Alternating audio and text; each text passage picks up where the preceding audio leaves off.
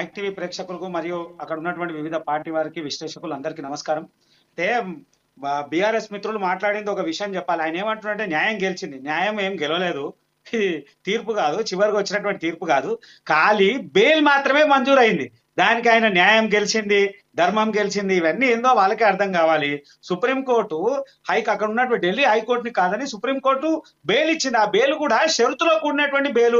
ఆ బెయిల్ కూడా ఏంది, ఆమె పాస్పోర్ట్ తీసుకొని దగ్గర పెట్టుకోవడము, తర్వాత 10 లక్షల రూపాయల పూచీకత్తు మీద 164 రోజులు ఆమె ఉన్నది. దానికి తోడు ఆరోగ్యం బాగలేదు, మహిళ, ఇవన్నీ కన్సైన్ చేసి బెయిల్ ఇచ్చింది కాబట్టి ఆమె నిర్దోషి అని చెప్పి ఏం బెయిల్ ఇవ్వలేదు. ఆమెకి ఏం సర్టిఫికేట్ చేసేలేదు.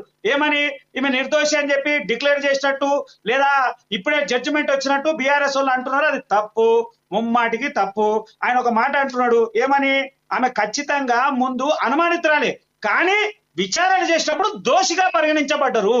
ఎవరైనా ముందు అనుమానితులుగానే ఉంటారు, దాని తర్వాత విచారణ చేపట్టినప్పుడు దోషిగా ఉంటే దోషిగా పెడతారు, లేకపోతే తీసేస్తారు. కానీ అంతే తప్ప ఆయన ఏం లేదు. ఇవాళ ఏం మాట్లాడుతున్నారు బీఆర్ఎస్ వాళ్ళు అంటే సంకలు గుద్దుకుంటున్నారు. ఏమని, మేము న్యాయం గెలిచింది. న్యాయం ఏం గెలవలేదు. ఖాళీ తాత్కాలికంగా దీంట్లో బెయిల్ మంజూరైంది. దానికి కూడా గల కారణాలు ఆమె మహిళ లేదా డిఫరెంట్ ఆరోగ్యం బాగలేదు, అనేక అంశాల మీద చూసి, అది కూడా 1-2 రోజులు కాదు కదా, 164 రోజులు ఉన్నది. అంతకన్నా మించి ఏం కావాలి? దానికి వీళ్ళేదో మేము బ్రహ్మ విద్య వచ్చింది, మాకు ఎక్కడ లేదో వచ్చింది అంటారు. అది పూర్తిగా ముమ్మాటికి తప్పు, దాంట్లో ఏమాత్రం సందేహం లేదు.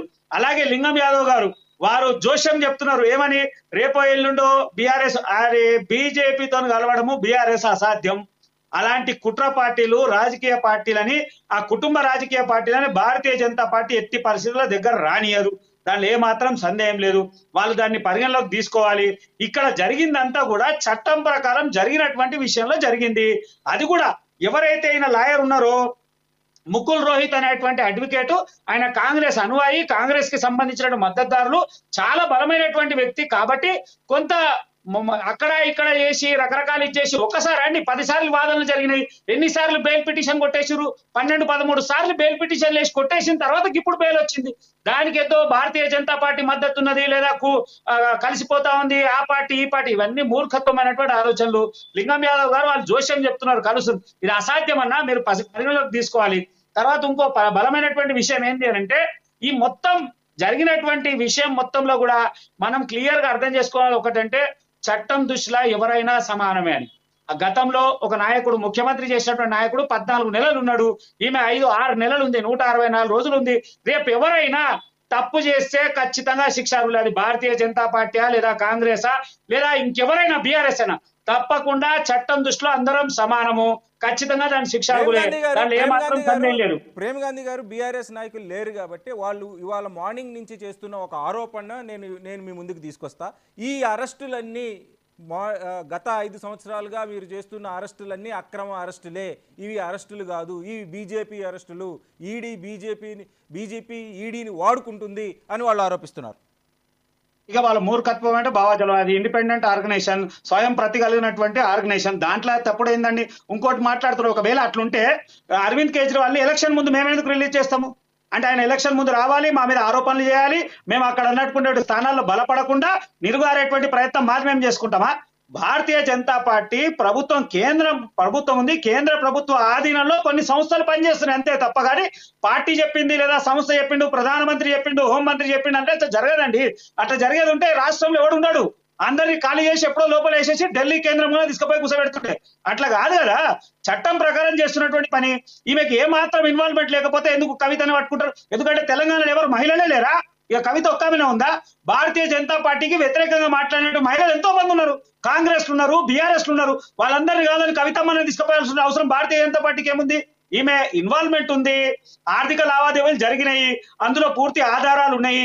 1-4 సార్లు విచారించి ఆమెను పిలిచిన తర్వాతనే కొంత బలమైనటువంటి ఆధారం ఉన్నప్పుడు మాత్రమే ఆమె కేసులో పొందుపరిచి ఆమెను తీసుకుపోవడం జరిగింది తప్ప. కానీ రాత్రి తీసుకుపోయినటువంటి దాఖలా లేవు కదా. దాన్ని ఎవరైనా పరిగణలోకి తీసుకోవాలి. చట్టం దృష్టిలో అందరం సమానము. ఒకటే విషయం, వీళ్ళు ఏమనుకుంటారు, న్యాయం గెలిచింది. న్యాయం ఏం గెలవలేదు. అలా జరిగిన సంఘటన ఒకటే, తాత్కాలికంగా బెయిల్ వచ్చింది. అది కూడా బెయిల్ రావడానికి సుప్రీం కోర్టు ఖచ్చితంగా ఆంక్షలు పెట్టింది. 10 లక్షల పూచీకత్తు ఇచ్చింది, పాస్పోర్ట్ దగ్గర పెట్టుకుంటుంది. అట్లనే ఆమెకు కండిషన్ బెయిల్, ఆమెకు ఏ రోజు ఎప్పుడు రావాలనుకుంటే అప్పుడు 4 గంటల వ్యవధిలో ఆమె ఉండాలని చెప్పేటి కండిషన్ ఉంది. ఇవన్నీ కండిషన్లు అయితే బెయిల్ ఇచ్చినామా?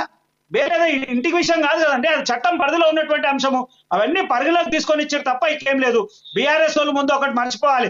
అయితే ఒకటే ఏంటంటే గతం జరిగినటువంటి ఏదైతే లాస్ట్ సెషన్ లో జరిగినటువంటి విచారణలో కొంత బెయిల్ వస్తుందని వీళ్ళకి అనుకూలంగా అనిపించింది కాబట్టి ఇలా 30, 40, 20, 30 మంది ఎమ్మెల్యేలు పోయి వాళ్ళందరూ పోయి ఆడేదో హడావిడి చేసి ఢిల్లీలో ఇంకేదో చేసాం. అదంతా అది తాత్కాలికం మాత్రమే. భారతీయ జనతా పార్టీ బీఆర్ఎస్ కలవడం అసాధ్యమైనటువంటి పని. దాంట్లో ఎప్పటి కూడా సాధ్యం కాదు. ఒకవేళ వాళ్ళు కర్మగాలి అస్తిత్వాన్ని కోల్పోయినా కానీ భారతీయ జనతా పార్టీ దగ్గర వచ్చే ప్రసక్తి లేదు. ఇప్పటి వరకు భారతీయ జనతా పార్టీలో ఇట్లా బలమైనటువంటి పార్టీలు, ప్రతిపక్షంలో ఉన్నటువంటి పార్టీలు విలీనమైనట్టు ఎక్కడైనా చరిత్రలు ఉన్నాయా? మీరే చూడండి గతంలో ఉన్నటువంటి చరిత్రలో అట్లాంటిది ఎక్కడా లేదు. ఇది కూడా ఒకటే చెప్తా ఉన్నాము, ఇంకేదైనా లోపాయికారి ఒప్పందం జరగాలంటే కాంగ్రెస్ తోనే జరగాలి. ఎందుకంటే నిన్న మొన్న చూస్తా ఉన్నాము, జనవాడ ఫామ్ హౌస్ గురించి ఎవరు మాట్లాడతలేడు. మొన్ననే అనుకున్నాం 2 రోజులకే గులగొడతా అన్నారు. మళ్ళీ ఎందుకు గులగొడతలేరు? హైడ్రా మీద వీళ్ళే రకరకాల మాటలు మాట్లాడుతున్నారు. ఏదన్నా లోపాయికార ఒప్పందం జరిగిందంటే కాంగ్రెస్ బీఆర్ఎస్ కే తప్ప భారతీయ జనతా పార్టీకి ఏమి లేదు. వాళ్ళు కాంగ్రెస్ నాయకులతోని లేదా కాంగ్రెస్ బలమైనటువంటి వర్గంని ఇన్వాల్వ్ చేసి ఒక లాయర్ని పెట్టుకొని వాళ్ళు అనుకూలంగా తీర్పు వచ్చిన తర్వాత బెయిల్, అది తాత్కాలికంగా బెయిల్, దానికి కూడా షరతులో కూడినటువంటి బెయిల్ మహిళ ఉంది కాబట్టి ఇచ్చారు తప్ప ఇంకోటి ఏమీ లేదు. దీంట్లో భారతీయ జనతా పార్టీ ప్రమేయం ఎక్కడ కూడా లేదు. థ్యాంక్ యూ ప్రేమ్ గాంధీ గారు. శ్రవణ్ కుమార్ గారు, ఈ బెయిల్ని మొత్తాన్ని మనం ఎలా చూద్దాం?